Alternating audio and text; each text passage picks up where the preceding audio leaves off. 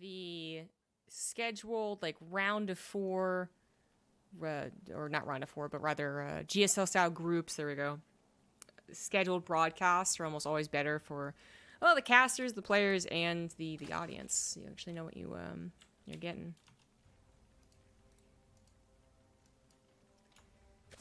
There's definitely reasons for that, but can't realistically make something like this and like invite type of situation. That's not gonna work. Ooh, Armani going for a 14 hatch. Top left we have the blue Zerg Armani, and in the bottom right, red Protoss. It is Creator. Oh, cannon rushing. Oh, okay. So I don't know what happened in the first game. Creator taking the series against Armani is just not going to be a surprise. Neither is the other results. But Creator has been occasionally, you know, be like, oh, Creator, he's pretty good. And then he'll just, like, bomb out really quick. And you're like, oh, I guess it was a bad day. Yeah, that happens for him more than I think it does for Armani. Whenever I see Armani on a bracket, I always assume he's going to be very least round of 8, if not round of 4. And then that's when I start to think that other people make it to the finals. But anyways, Creator already up 1 is looking to easily end the game. Now this is a bit tricky because while it's technically a hatch first, thank you again, Helios, for another $11. Damn. While it's technically a hatch first, it's actually a faster hatch and faster pool. So, couple things, right? Actually, I'm not sure how much faster this pool was. It doesn't look like it was that much faster. If you did a 17 pool, it would have been faster, but if you went up to 18, that's actually a normal pool timing. But the hatchery is faster. It would spread creep faster, which gets a little weird for the Protoss player who's placing down cannons. But he is able to put down 3 cannons, actually, which will successfully kill this hatchery. And that's all that Creator was looking for, because Creator put a low ground forge. Usually if it's low ground forge, it means it's going to take out the hatch and then go on with the rest of your day. High ground forge usually is more the Robo Immortal Warp Prism. Usually. 3 cannons absolutely going to take down this hatchery. That's too much. 2 cannons might have been a question mark with the Lings and Queens like popping out with maybe 40% health in the hatch, but the Queen doesn't even pop out. So Armani was looking to, I mean, certainly block out any hatchery block with the 14 hatch, if that was something that Creator was really intent on doing last game. I thought he was also hoping to get a faster pool, but it really looks like it wasn't that fast, much faster. Finish around the time I would expect. So that's unfortunate. Doesn't help against the cannon rush. Armani loses a hatchery. The drone that made a hatchery had to build Lings, take care of this. Is taking another hatchery, but already so much damage done. Good depowering of the cannons, though. Creator actually brought his probe back so that this would still be complicated to clean up. The Queen of the High Ground is a bit of a freebie there for Armani. But with the probe coming back, he's still going to be able to power these 2 cannons, forcing Armani to eventually build enough to take care of this. I don't know about dedicating to this. You know, obviously Warp Gate comes into play later on, and you can start warping in here. But I don't know about the shield battery coming down as well. Oh, he's trying to get the Adept over there, but the speed finished, and the Adept was caught, so that really didn't work out. And okay. Cancel the shield battery now? Yeah? No? Really? That's surprising. It's not the biggest investment, so... Alright, alright. Second Adept is out. Could try and do more scouting, but with Speedlings so aggressively on the map, that'd be not worth it if your Stargate can get the scouting for you. A cannon's back at home. If this was a very aggressive Armani looking to bling Bane bust him and revenge, he might have been in trouble, but it's not. Armani actually is going into a Roachborn on 2 bases, but that's not going to actually hit anytime soon. Phoenix and Cannon take out the Overlord, which does supply block Armani. Happened so quickly, didn't really account for it. Layers on the way. I mean, we could have a Nidus Worm, but it's also just one of those, like, the pacing and the timings are going to look really weird because of the opening. Possibly could just be one of those things where he needs to continue on with tech. Let's say at the very least everything's pushed off by a minute, right? And a 340 layer is not weird. Problem is, as much as he would like to have a 3 hatch economy, adding on technology. You just can't get one yet, because you cannot take the forward fourth as your third. And this has taken a long time to clean up. He could have used the Lings on this, but I guess he just maybe was afraid of like another Adept coming while he was preoccupied with this. He's using the Queens to take care of it. Lings get further scouting on the Phoenix building, so confirms it is going into Phoenix, not Phoenix in the Oracle. Spore Crawl is already down, Queen's available, but the third hatch still isn't coming down. So, I mean, I saw him get an Evolution Chamber. I was still pretty on board the whole, like, he might just be trying to macro in a weird situation. But the more I look at this, the more I'm like, well, Nidus Worm, right? But if it was a Nidus Worm, he should have slapped it down immediately after the lair was done. So he really has to take care of this. I guess he was waiting for the roaches. He could have taken care of it with Queens and Lings earlier. But roaches are going to take care of it, that's for sure. Gets one of them with the nice Phoenix lift with the Queens can help out. Hatchery also needs another drone to be sent down. And this is finally going to be 3 hatched, but we also have a Spire. A Spire against someone going for Phoenix? That is a bold play right there. Good target firing on the gas mining drones. Does lose him a Phoenix, though. And that is increasingly more important. It's like more important than usual. Usually you don't want to lose Phoenix at all because technically you shouldn't. They're, you know, perfectly microed. They're not the suicidal type of unit. But also in this case, there's a Spire on the way. And he needs Phoenix to get in there and scout. He needs them to go ahead and defend against it. This doesn't look like a Spore Crawler. He has to know that it is a Spire. Unless he's just not looking. Sometimes you see pushes happen as the Spire finishes, and that explains why they weren't just building Phoenix. But that's not happening either for Creator, and I'm really scared he just didn't realize that was a Spire. Guys, I'm really scared for Creator. I mean, he's going into Blink, but Blink's a tricky thing to... If you go for Blink, you're going for usually like some type of base trade. Generally is what happens against like a Muta player, which Armani now getting Corruptors just to push back the Phoenix could still go into Mutas. If he doesn't, then whatever, but I think he will. But yeah, Blink usually goes into a base race because things get really weird. Phoenix are the thing that actually tackles Mutas. And he does start building them again, so I guess maybe he was just biding his time. Okay, well, regardless, he's going to have some defense against it, and eventually Blink will be done. More Stalkers will be added in, and they'll even have a push. Lucien Phoenix going to get in and see what pops out of the larva, perhaps? Not quite. If they had seen the researching Spire, that also would have been a nice tell on how much Armani is dedicating to it. I guess the Lucien Phoenix saw not a lot of roaches, which is also a bit of a tell. Apparently you are doing something right, Captain. Well, with Corruptors first, there's actually not a whole lot to do here. Having to build the Spire and then the Corruptors and only then getting to the Mutas means that's what can sometimes be a scary timing, like, oh my god, there's no anti-air, actually turns into like, okay, whatever. I have the ability to make X amount of Stalkers with Blink, and you only have 10 Mutas, and that's not that bad. Then you have 15 Mutas, but I have 20 Stalkers, and then you have 20 Mutas, but I have 30 Stalkers, and I'm pushing you. Alright, like, it's not as bad anymore. Raider.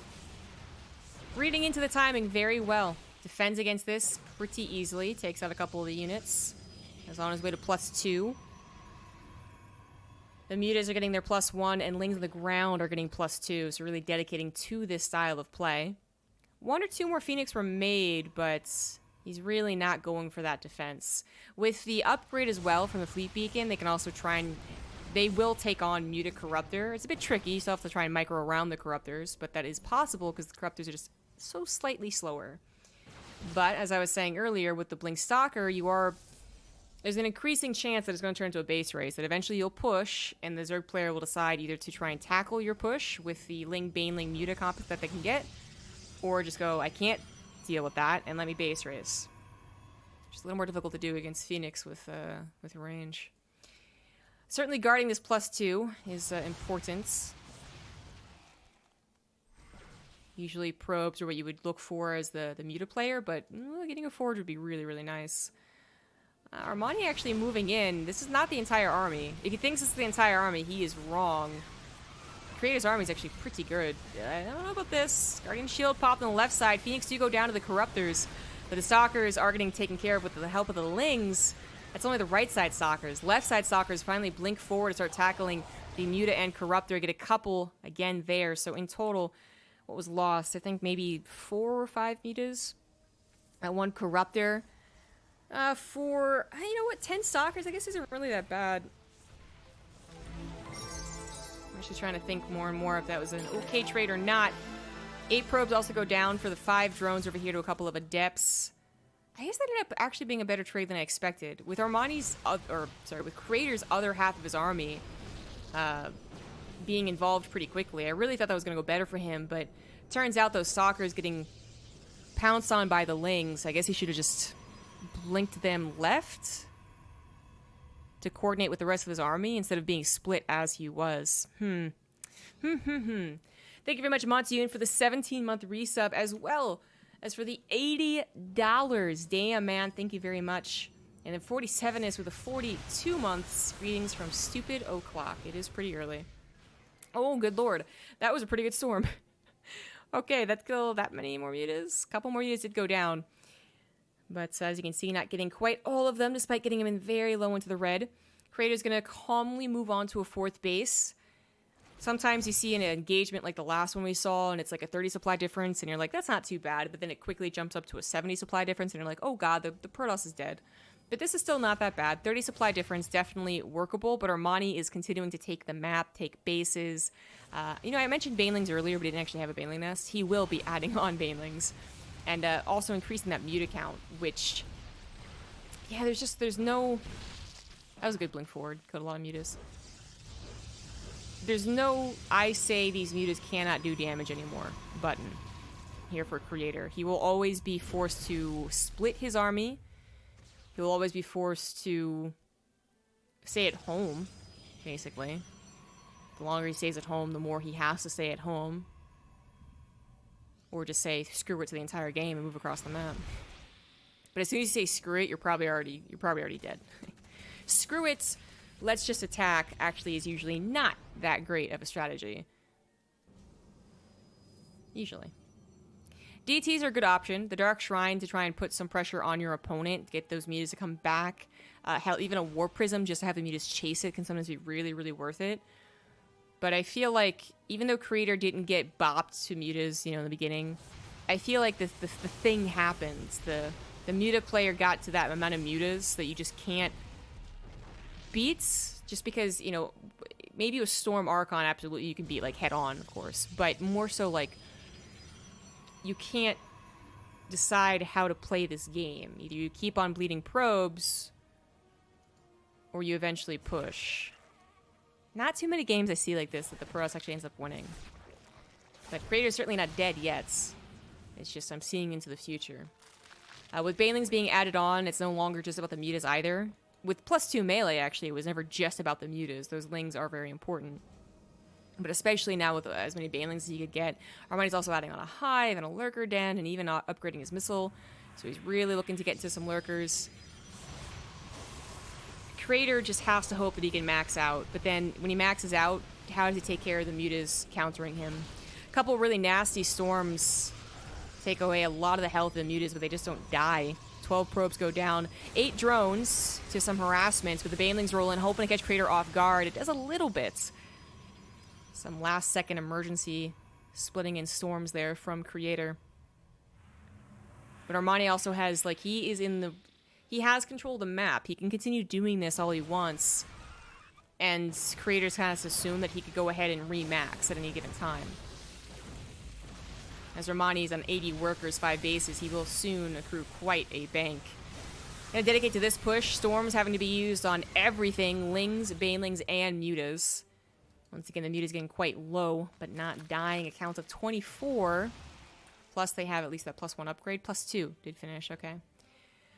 Pretty nasty. And then locked into his base as he is, lurkers could morph on his front door and immediately appear with all of the hive upgrades too. They got a drone glance on the way, so these Lings are going to be really, really feisty. Creator honestly has felt like a slow death this entire time, just because of how often I see what Armani is doing end up strangling the Protoss. This is my expectation when I see a PvZ like this, and it's happening again.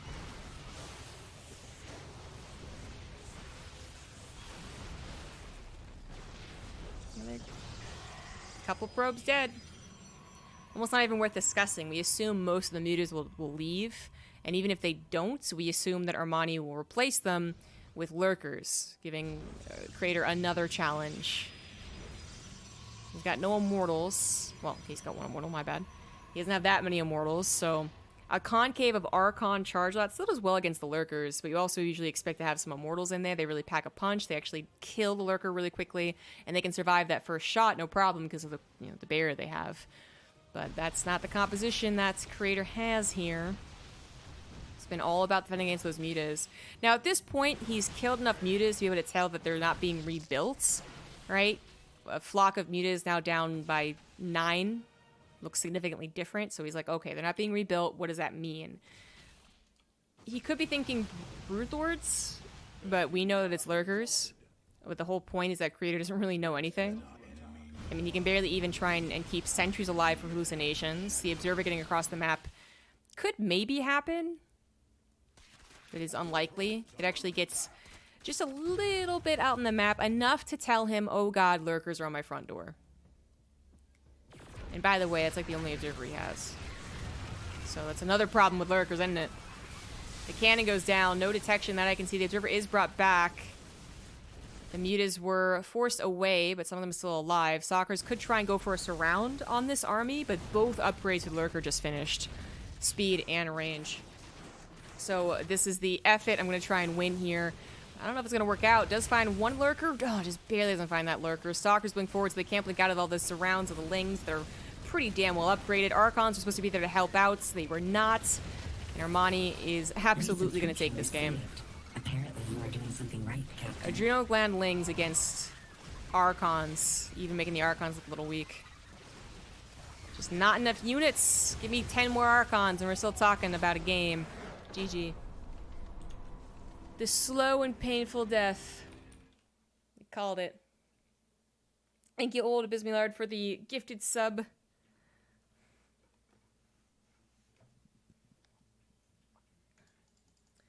Yeah.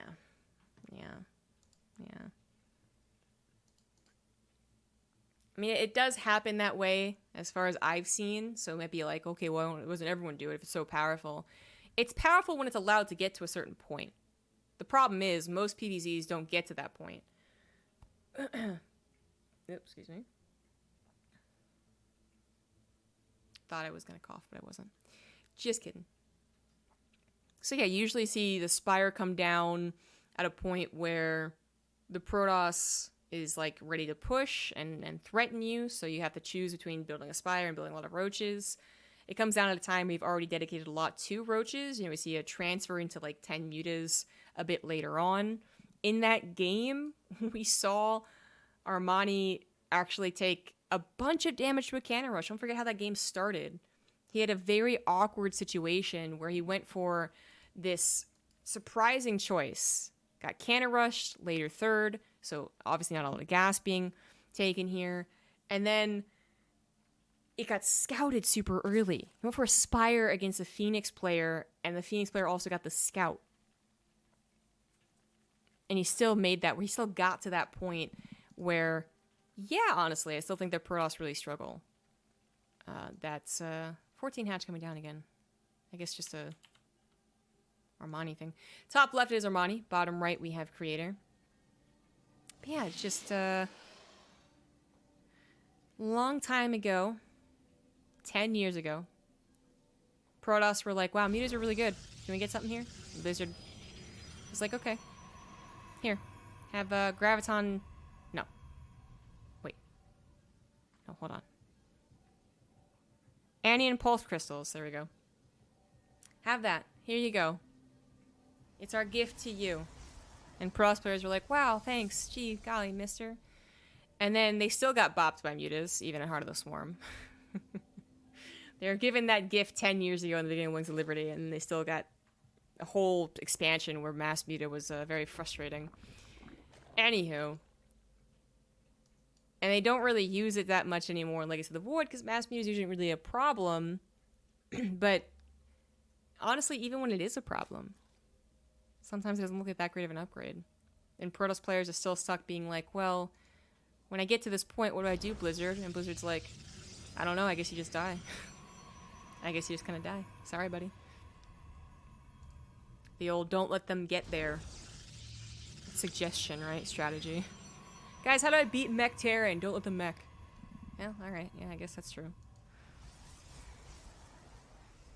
Yeah. Perhaps I'm painting too much of a bleak picture for Protoss in that situation. I really think Creator could have done better had he gone for Anion Pulse Crystals in Phoenix earlier on. I really think he could have done better had he done a push earlier on, too. He probably could have done better in that very first fight with those Lings getting on top of his Stalkers. Probably shouldn't really happen that way. And if that doesn't happen that way, he has an army that now is like, oh, I'll just push. But he got to the point where there was like 30 meters. And that's just so difficult to defend against. It's so difficult. So don't let them get there, right? No forge here. Armani gets to put down his hatchery and keep it this time. No attempt at even a pylon block either. Overlord gets in to see a Twilight Council first, and no Robo at any time being put down, so you gotta figure this is gonna be Resident Glaives. Most of the time we see Resident Glaives, you do see 2 probes taken out of gas.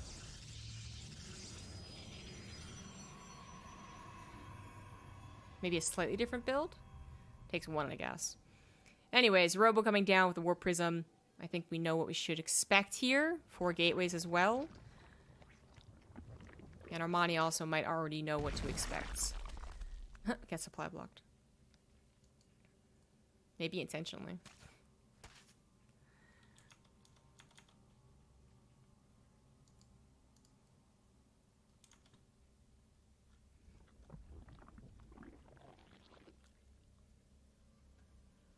Onion pulse crystals, yes, exactly.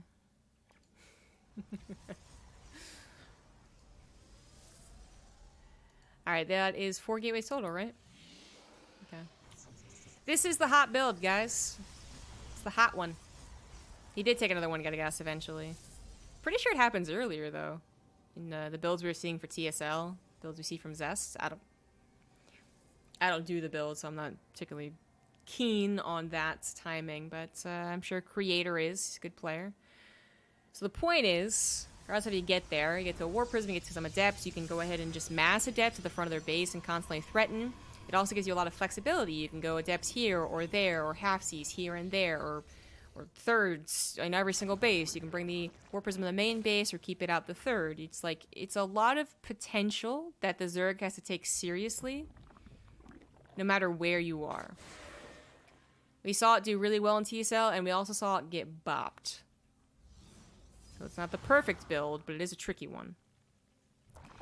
Very nice to have Lings against this. They will die to the Adepts if it's only Lings, and especially, you know, backed up against a wall type thing. But to actually stop the Adepts, to get them to stop moving, obviously their Shades can still move, but if they can stop moving, that can do damage to your economy.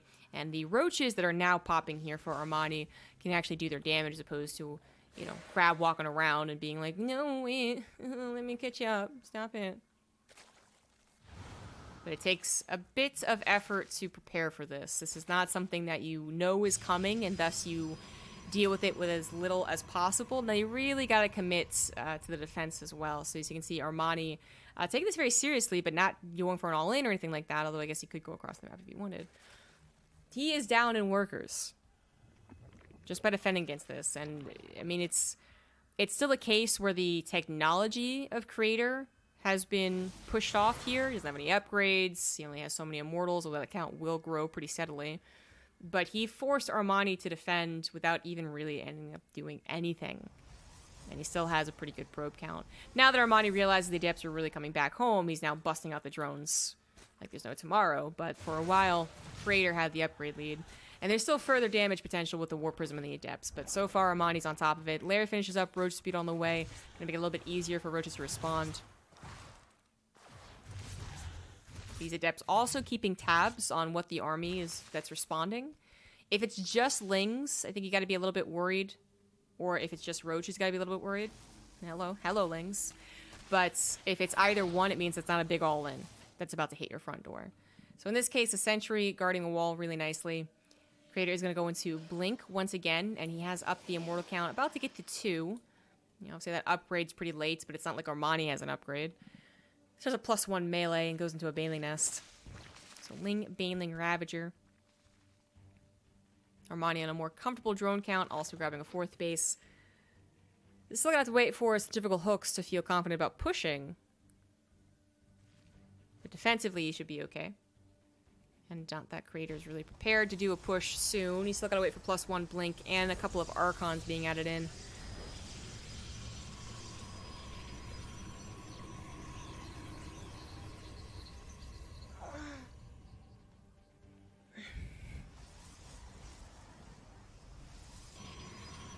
Just a nice little peaceful PvZ. So peaceful.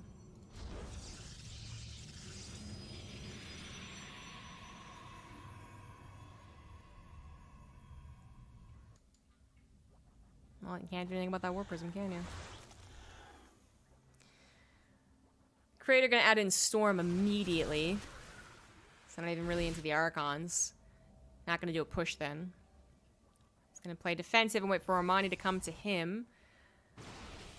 Well, I assume that's what's gonna happen. First Armani pushes, Creator defends, then Creator pushes. It's the balance of PvZ. Armani's going to up the drone count as his 4th base finishes to make sure that he can replace this very expensive army that he's going to be attacking with, perhaps relentlessly. He might posture for an attack, max out, and then actually add an Infestation Pit and think more towards a Hive, but we're definitely going to see an attack. Storm is such in a hurry to be grabbed, actually holding off on charge, which with no attack threatening you, and with Zealots being suicidal anyways. That makes sense. I think it's a fair thing to push off in exchange for Storm. Storm seems a little bit better right now. But it's never as good as Protoss want it to be, unfortunately, right? Banelings are tricky. Banelings are always assumed to be something that you can easily kill because tanks, you know, do well against them. Immortals don't die to them that easily, I suppose. They morph from a Zergling, so you're like, oh, they can't be that powerful.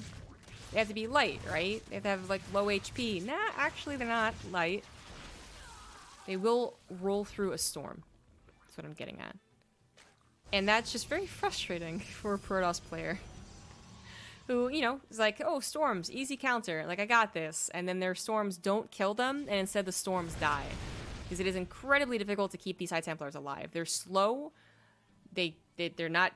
Because they're slow, they're not splittable. Not really. And they're always lagging behind. So a big surround, greatest weakness to storms anyways. On top of that, the Banelings rolling through a storm. Very frustrating. Hive is on the way. Spire's on the way. Armani might have a max out army that I thought he was going to be more about he's going to be the pusher. Is he going to push? Okay. I thought Armani was going to be the first one to push. Creator started to posture, but no, he's not going to do it. Yeah, Armani has an army that he could push with. He is also preparing to go into a greater Spire. Now, Creator pushes, like, you know, pushes out into the map. But without a Warp Prism, it didn't seem very serious anyways. His Warp Prism still being used for harassment, I think. Or maybe it died. Ah, it is back at home. He just wasn't bringing it forward. Anyways. He is going to play defensively. He's going to go into that Stargate. But this is a conundrum for Protoss players. I mean, they can try and push with this army. Hope to not get perfectly surrounded and their storms hits and the soft underbelly of the army is protected by the hard Immortals shield around them, but that doesn't usually happen. He can do that and hope that it pushes through.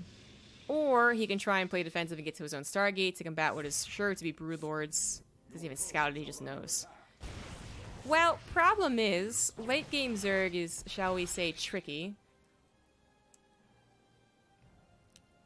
In a scenario where nothing happens, and the Protoss player just hopes to combat the same late game tech with his own late game tech, the Protoss generally dies, just like these High Templars died. Don't know what that was about. Distracted by the Baneling drop, I suppose. 6 probes go down. Most of them are saved, but the cost of, like, what was it, 3 or 4? Oh, no! Okay, well, somehow those probes survived. Armani did not control those Banelings. Oh, here come more, though. That's okay. It's fine. Armani has to give away supply anyways. He's getting Corruptors while giving away supply. Perfectly timing out with his Greater Spire finishing up. Really nice play here from Armani to seamlessly go into those Broodlords and not have any awkward hiccup where he's desperately remaxing. Carriers are on the way. +1 is already almost done. So, like, this is a better start for most Protosses than I would usually see. I'll say that much. But, you know what? My faith is in the Zerg late game. It is. Lots of upgrades on the way. Melee does contribute to the Broodlords, so it's also a nice reason to go into them. That and Ultras are just really not going to be the answer against late game Protoss. So you're going to have some pretty well upgraded Broodlings. He's also working on the projectile now that the Greater Spire is done, so getting some upgrades for everything right now. Continuing to expand. Creator with no Dark Shrine? No, he does have one. Not using it too much yet, but that is important. I wanted to find that because he really has to have something to try and bring it to Armani's side of the map, because his army probably won't be able to do that. His army is probably going to be stuck at home, desperately defending. So he's got to go for the harassment. So a couple of Immortals, as that is the unit you want to get rid of at this point. Not going to help against Broodlords, and only so helpful against the ground army. I mean, it's still a lot of Roaches and Ravagers, but eventually they'll be phased out and more Broodlords will come in. So, also very good at taking down things like Massive Spine Crawler Force. Look at that. And hatcheries. And they do 2-shot drones, but the Warp Prism is going to be taken care of. Corruptors popped at just the right time. Immortals are going to be sacrificed a bit too easily. The goal, I think, is to sacrifice them to make room, but you want them to do a little bit more than that. So be it. Oh well. 5th base on the way for Creator as he pushes back an Overlord. He's still trying to do something every which way. Good map scouting here. He's got units everywhere I look. We see dots of teal on the map. But Armani also is just encompassing the map with his blue dots. A couple of DTs to the south. That's nice. But the only reason they're getting this is because he hasn't had time to build the Spinecrawler Forest. You also see Armani making good use of the... What is it called? I mean, the... You know what I mean, the observer mode. Surveillance mode for observers, but I don't remember what it's called for overseers. So when he F2s, if he F2s, he does not bring that forward, and it's also not snipeable. The Spore Crawler right here is snipeable by blink DTs, especially when you get the blink.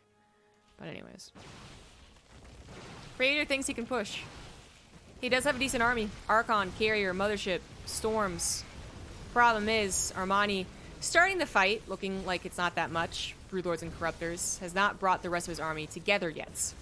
In fact, he's not going to. He's actually going to go for a bit of an attack. Banelings and Roaches and Ravagers hitting this base could absolutely take it out. He even has an Overseer with his army, so the DT emergency defense not going to work out in this regard. Looks like Armani might just be a base for a base. He's taking the bottom left again, and he already has a lot of bank. It's not too bad. Spinecrawlers are going to help out here. There is an Overseer. I just talked about that. Spinecrawlers, that many Spinecrawlers? Sure, that'll help against a late game Protoss army. Couple feedbacks going down. Good control so far from Creator. But Armani, if he doesn't have the perfect opportunity to attack, he doesn't have to. This army still is...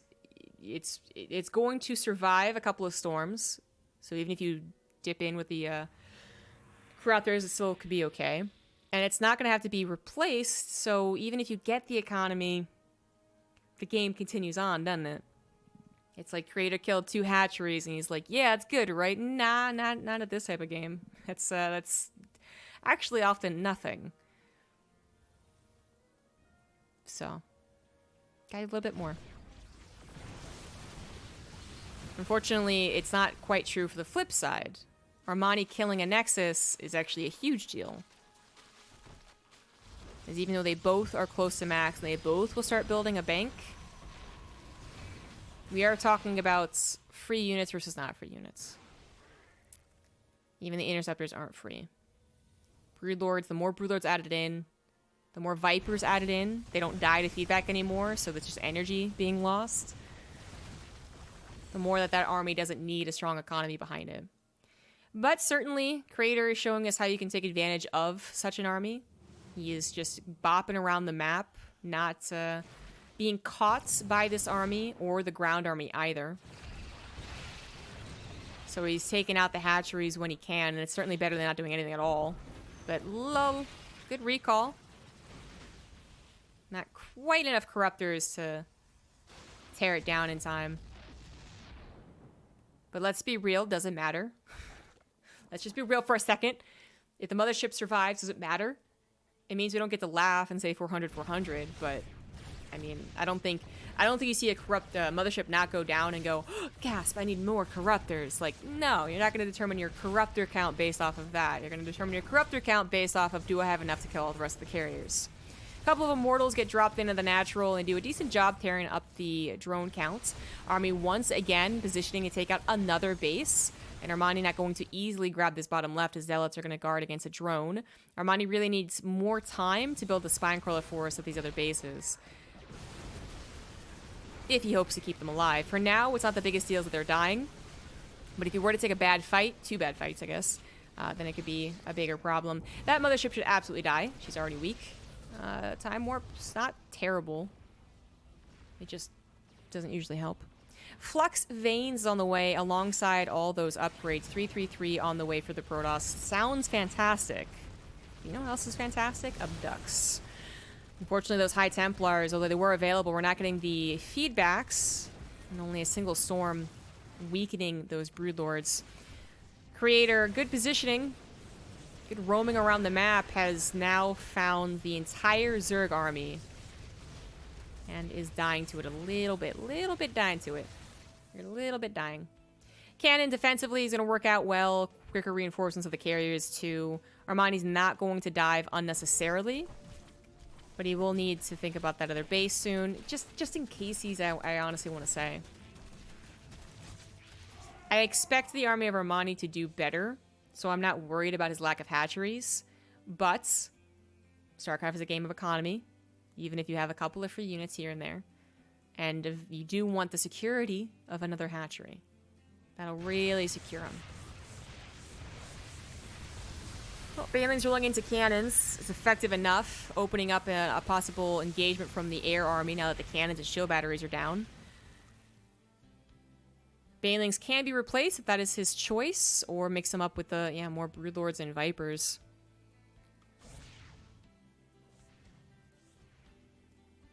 It matters to me. Someone cares about the mothership? Okay. Alright. Imagine being the Protoss race, feared for their army prowess, their technology, how big they can make their capital ships. That's scary. You make this thing called a mothership and you're like, yeah, this is gonna be awesome. We're gonna have like a really cool sounding chick at the helm and she's gonna be super cool. And she's gonna do things. And then the Zerg's just like, well, I've made this thing called Abduct, and it's like really super cool. And the Protoss is just like, oh shit. I don't know what to do against that. Maybe you can make it that your mothership's not abductable somehow. No. Technology isn't there. Sorry, guys. Look at this concave. He doesn't even care about taking out the storms anymore. He'll get a concave and he'll dodge them. Good parasitic bomb as well, blanketing most of the army. Even a couple of corrosive bios grabbing it too. Broodlords are working on the ground army to take out any further storms. Corruptors are targeting the interceptors, maybe in error. But most of the interceptors did die, so... and the corruptors didn't. They're not going after the mothership, taking away the cloaking field. And now going after the carriers, this time targeting the carriers as you would expect. One more storm on top of these pretty low corruptors, but Transfuse is coming in as well. Broodlord's still alive, but the corruptor count actually going down. Armani, I think, just went through one too many storms, I would say. But the Remax is going to be a little bit better, perhaps. The carriers can only hope to do so much here. Reinforcement of the Warp Prism. Did Crater actually do it? One really, really good fight on Armani's side of the map might just be able to do it here. The Void Rays did also contribute. There weren't too many of them, but they did also contribute. Armani's going to go ahead and give up that base and some of his technology in exchange for actually getting his army together. His Remax was pretty fast, but he didn't actually get on top of the carriers before the Stalkers were warped in, before more Void Rays came in. That is a big difference. If nothing supported these carriers, and there was just 5 carriers out in the middle of the field, and 25 Corruptors jumped on top of them, then the army supplies are actually back to being quite similar. But the Stalkers being added in with their pretty damn good upgrades, they will be able to target down these Corruptors.